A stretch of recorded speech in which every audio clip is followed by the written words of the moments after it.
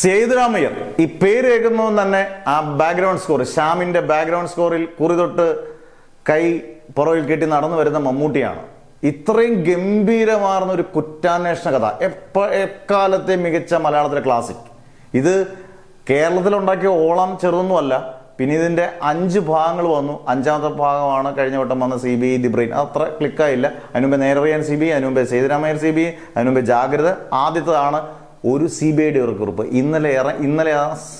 ഇന്നലത്തെ ദിവസം ഫെബ്രുവരി 18-ാം തീയതി ഇറങ്ങിയിട്ട് 38 വർഷങ്ങളായി സിനിമ ഇറങ്ങിയിട്ട്.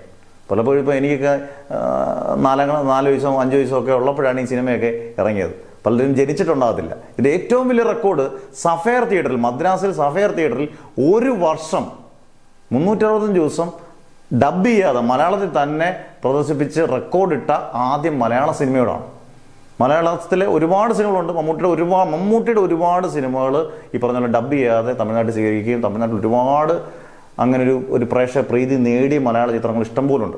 എന്തായാലും CBIയുടെ അരക്കുറിപ്പെന്ന് കേൾക്കുമ്പോൾ കെ മധു, SN സ്വാമി, കൂട്ടുകെട്ട്, ജഗതി, സുകുമാരൻ, മുകേഷ്, നമ്മുടെ സുരേഷ് ഗോപി, പല ഭാഗങ്ങളായിട്ട് പലരും ഒക്കെ വരുന്നുണ്ട്. എന്തായാലും അയ്യരെ നമുക്ക് മറക്കാൻ യാതൊരു ചാൻസും ഇല്ല. ഇനി അയ്യര് വരും എന്നുള്ള പ്രതീക്ഷയിലാണ് CBI. ഒരിക്കൽ കൂടി വരാൻ ചാൻസ് വളരെ കൂടുതലാണ്. 1-2 വട്ടം വന്നാൽ അതായിരിക്കും.